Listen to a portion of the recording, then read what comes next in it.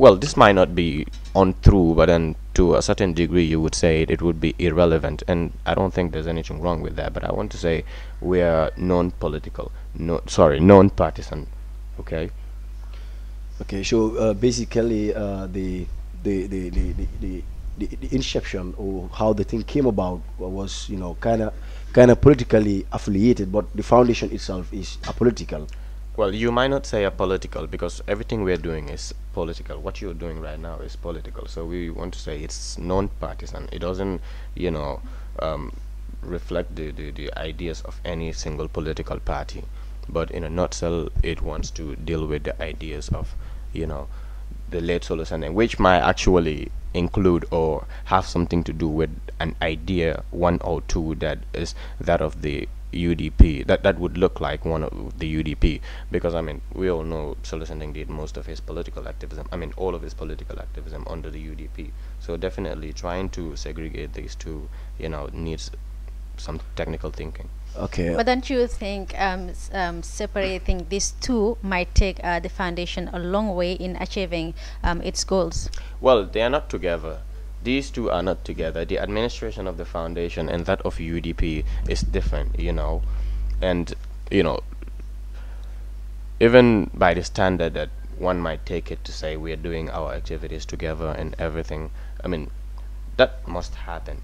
This, I said this 100 times and more, that look, Solo Sandeng was a member of the UDP, you know, and all those people that were involved in that saga, that I mean, that we call the eye opener, you know, in Yeah. 2016, actually were people who were all UDP militants. Actually, we all know that.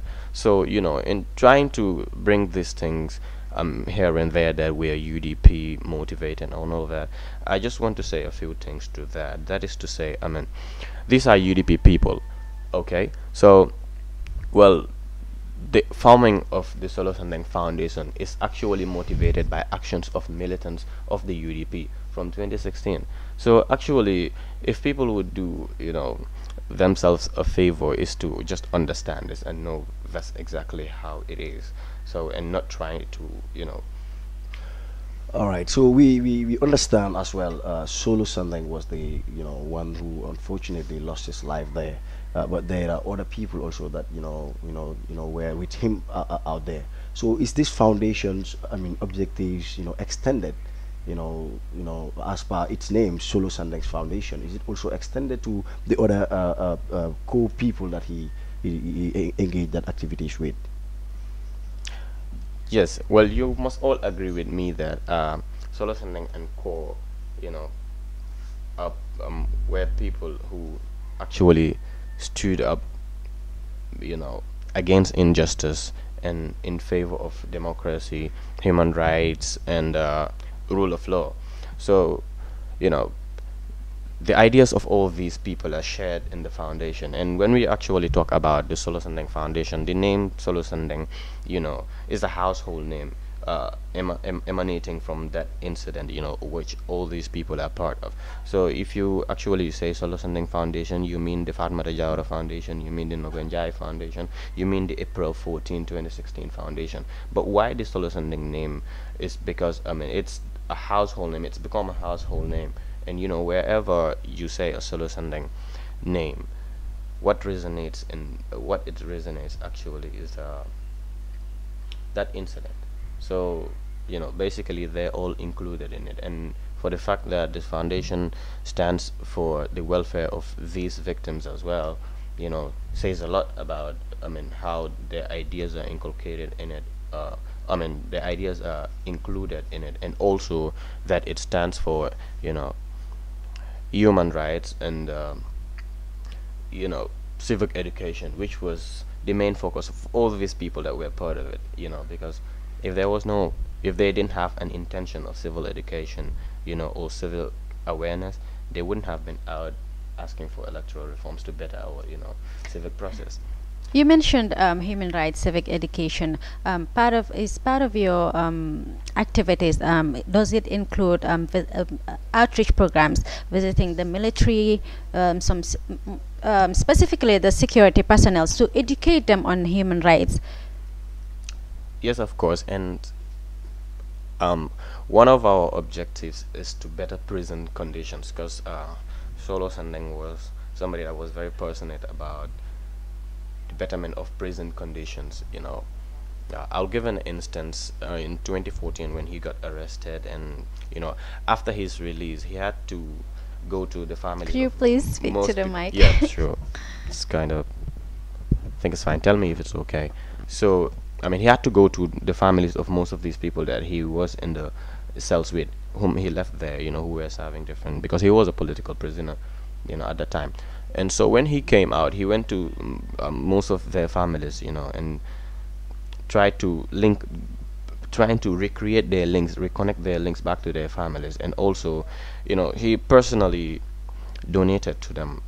So that shows his passion for better prison conditions. And the foundation has worked with the prison, because in the last year's commemoration, we actually invited the prison PRO to speak on the conditions of the prison.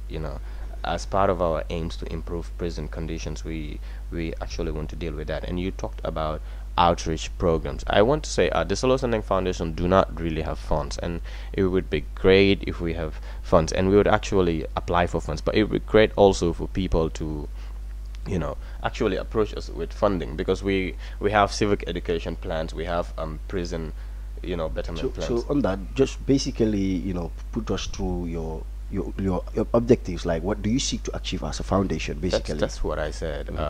That we want to delve in the area of civic education. That's one thing we want to achieve. We want to create civic awareness. We also want to, I mean, help in legal aid, like I said, the welfare of victims, as well as trying to, I mean, contribute our quota in the democratization process, of this country. Well, okay. Well, Now, I'd want to go away from the foundation a bit. As a family, how would you describe the psychological effect this whole 14th April event had on you? Well, it has immense psychological effect on us, and until today, we might not. Well, myself, I might not. I mean, admit fully, but there's still this psychological effects in me here and there, and I'm trying to fight them out. But I want to say, as a family, it has affected on us. But my family, you know us very well. Well, we actually are a strong, family, and then, we've managed to cope, with these situations and deal with them, deal with the revelations as they come, So basically, I mean, it was really hard, and it has a lot of psychological effect on us, But thank God we are coping. okay. So we come to the commemoration. I mean, details. How far are you, with the preparations of this year's commemoration? Yeah, well, thank you. Um, we are in partnership with the United Democratic Party's youth wing, which might be the reason people say we are affiliated with the youth wing. Yes, we are affiliated with them, but not with their political ideas. Okay, so I mean, we're doing a march pass from Tipagaras on Sunday, 9:30 p.m. to Westville. So this is the same routine. I mean, the same route these people took, when they were marching, in their demand for electoral reforms. So we are doing the same thing in partnership with the United Democratic Party, and we are actually inviting the whole of the Gambian population and people living in Gambia to come through. So I mean, so we celebrate um, the death of the starting of the death of dictatorship in Gambia. So, and also as part of the commemoration, the Solo Sandeng Memorial Lecture second edition is also going to take place at Medzi Residence Hotel in Kololi. So, I mean, This memorial lectures actually. Yeah, I was just even about to come to that. Mhm. The Solo Sandings Memorial Lecture, we understand it was established by the United Democratic Party during their December 2018 Congress, if I am right. So, is it in the same connection as you said, as you're saying that you're affiliated with the youth wing of the United Democratic Party? I mean, and then looking at this initiation of the party, that is the memorial lecture day. Uh, what can you tell us on that exactly? I think you're trying to say you're trying to make me defend the point that we're not actually politically affiliated. But I must say this clear again that um, we're affiliated with the United Democratic Party on efforts of remembering the April 14, 2016 martyr and also the people that were involved in it, the heroes. So I mean, it is in this line that we're affiliated with the UDP, and apart from that, I have not seen anywhere that we are affiliated. Furthermore, but this is where we are affiliated, and I must say, I'm not sure. It was not a resolution like you said from the 20 December 2018 Congress that this memorial lecture was initiated, because this was done last year in April. You know, so it's the second edition. So, well, it might be reaffirmed by the Congress and actually might be a resolution to keep it as a part of the party's programs, but it was initiated last year, before December. Okay, so in this commemorate, in this lecture day, what are some of the activities that people should expect? Well, people, the general public is hereby informed that, you know, a very honorable person is going to be speaking on the theme upholding the gains of our democracy, who is Honorable Sidia Jada, National Assembly member for Woolley West, right? Yeah, so he would be speaking on the theme upholding the gains of our democracy, and we all know what that means in this democratic dispensation, to uphold the gains of our democracy, so that there's no furthermore, I mean, one man rule and some sort of that. So I mean, you can anticipate, I mean, what a great lecture would be given on that day by this honorable person. So yes, that is, he is the main speaker, is guest speaker for the event, and you know, the general public can actually count on him, to give them, lessons to uphold the gains of our democracy. Yes, coming back to the April 14th, we understand that the activity was geared towards pressuring the government, to achieve electoral reforms. That activity was an activity directed to the government. Okay, looking at the foundation, we understand that you have your activities as per your statements, to raise awareness, and human rights issues. So, do you have any plans as far as the foundation is concerned, as to putting pressure to the current government in regards to areas that you think, the government should adjust, like the April 14 incident initially? Of course, yes, but we see government as stakeholders and partners, in realizing the welfare of, the April 14 victims. I mean, but also you cannot separate, I mean, this government from the April 14 victims, because when you talk about April 14, it also extends to April 16, because it's as a result of the April 14 incident. So I mean, this is part of our aims, to reach out to government. I mean, I think we will do that, you know in very short times to come. I mean, to engage government to discuss about the welfare of these victims, because some of these people are actually, you know still going, to bed and waking So up. you're saying, in other words, that you've not yet received any substantial support whatsoever from the government since the incident happened. You mean as a family or as a foundation? As a like as a foundation, what have you done to pressure the government to give support to the families of the victims of that incident? Well, this is a very young foundation. 3 years down the line, I must say we have not actually even at once engaged the government about this, but it is in our plans, and you know, as of our plans for 2019, we will definitely effectively engage government on such matters. But I want to say, as far as the foundation is concerned, reaching out to government and government reaching out to us are two things, but none of these things has happened. Yes. So, what do you have to say? I mean, as far as this foundation is concerned, and then as far as the previous government is concerned, that is torture. Government that is widely known for meting tortures, illegal detentions, and to the extent of killing. What message do you have, to send to the current government, and then the security officers, as we know, were the tools that are being used to do these things? What message do you have to send as far as you are concerned? Things. I would seize this opportunity to go on explaining about the events of the commemoration, like, because you've cut me off, at some point where I wanted to say that there's going to be a football match, which is organized by the young people of Dipakunda, also in light of commemorating and remembering the efforts of Solo Sandeng. This actually is being initiated by young people from Dipakunda. Dipakunda is where we live, where my dad lived and where we all live.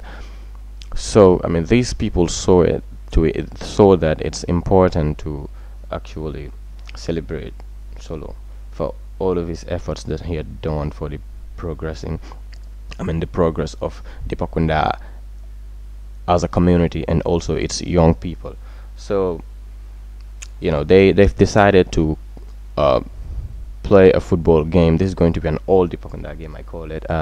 It's going to be in two sides, and they're going to play, and the football game is actually going to be, it's called the Solo Sanding Legacy Football Game. So is it going to be a fitness tournament, or well, it was, I actually thought it was going to be a fitness tournament, but it might take other forms later. But for this maiden edition, it's just one football game that is going to be played. Okay. Yep. So, coming back to the question, what message do you have to send, especially to these security officers that were used as the tool to make tortures, and even to the extra of killing people? What do you have to say on a final note? Yeah, well, I think if you're going to send a message to the security forces, you also send message, to those that command the security forces. Obviously. Okay. So if we would do that, we would have to tell, those that have powers to and influence to actually command and dictate the security forces, in possible scenarios, because we have seen our security force, being used as a tool of, meeting whatever, whether it's injustice, or political cynical actions, on the Gambian people, being, orchestrated by the security forces. So I just want to say this, and citing, a scenario which I believe actually, tells a lot to us, that we are still yet to realize in full what it means, to actually try to use our security forces, in playing our political, cards, and also, trying to see our political interests, in play. But I just want to say here, citing this screening issue of journalists, and by the NIA, the SIS, and all of that, I just want to say, like, that's another attempt to stifle, security, or to try to put something on media. So I want to say such things actually are discouraging, to consolidating the gains of our democracy.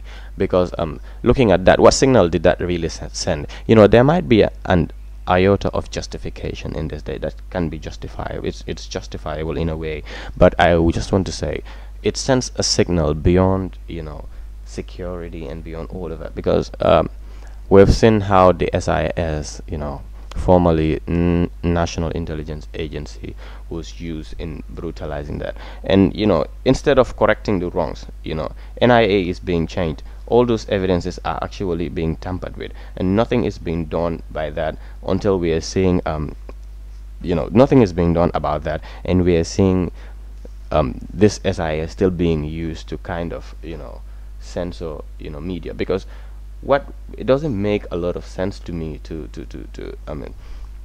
actually screen security to actually screen journalists for that long. So I want to say such things we should actually treat such things with caution, and know that they have greater connotations and they can have greater implications also. So it's good to reflect before doing such things.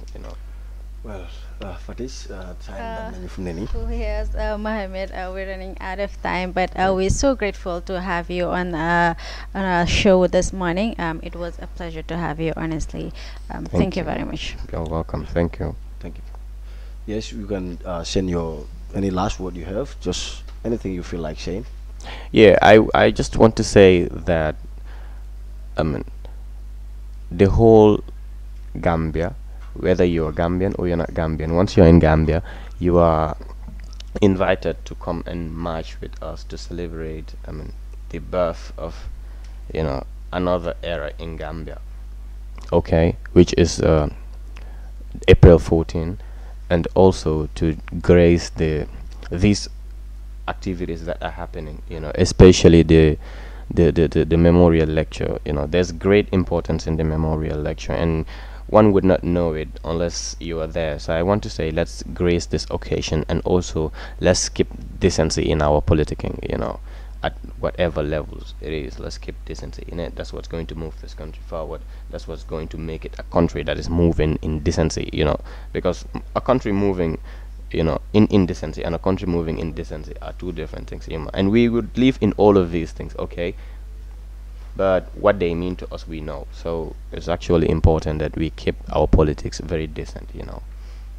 Thank you, Mohammed. Thank you very much, Mohammed. We really appreciate having you here today. Thank you. And we hope that it goes as expected, inshallah. Sure. Well, viewers, this is all on today's edition of the Good Morning Africa show.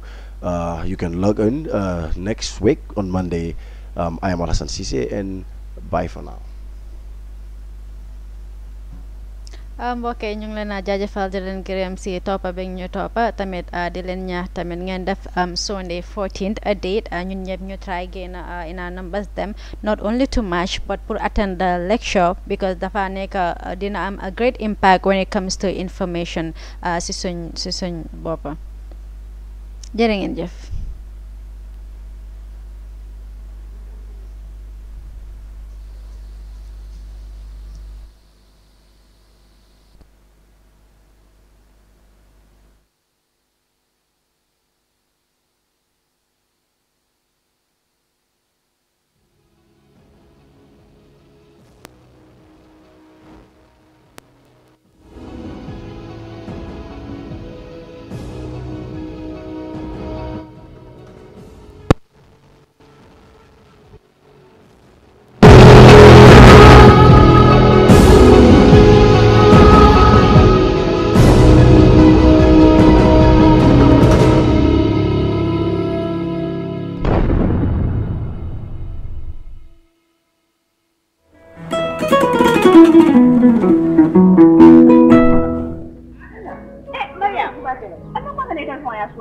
na broda min ba Europe ni sa konte ko mo lo kan sai sai na so ko na mano ban ta jabo ban ta tulo ban sai ka bol kan da ka ba office ko na ba dama bulo mutarin ba ka ta sun kila ko ko bato mane ta ya kuri ma ko to ban na ta mano ta ni tulo ni mun da be la broda man balwo service kalam mun service balwo service ni da furonte mo kala mun daw a fela broda ko abitala internet ol aya ba site la woldo balo.com nay wo sajje a apo ñu ba download la telephone ol na be sandiro to ni wal na be sidin ala office ko ndama manjar pour ay ta bank ko kodoki abe sidin office ko do daminto e do message so yo telephone ko no e bitiko be Gambia dawda bitiko ba bele ko ta no dawda yeta fenko tawo wodamma yala bari wa service na kamol da hannu mata nyo le kan tijana bro dan ka ko mata nyo le ayo ko tijana balwo service dinkirala jampo o manken na kolaya ko balwo service al demano kaje ko ale domor feŋol sang alla dimbaya mole ana lakkanun tewol wato bela ani wat sudum fanan kono balwo service la dinkiralu ani la do kunyolu e be banko karo beto kabirin katon fo koyna nalla fa ko ku ko tan so balwo service la kolto ali commandi telephone la no la milbuko 9400213 7694319 wala 3192870 wala hankabi alta internet do alila kolu jibe www.baluwo.com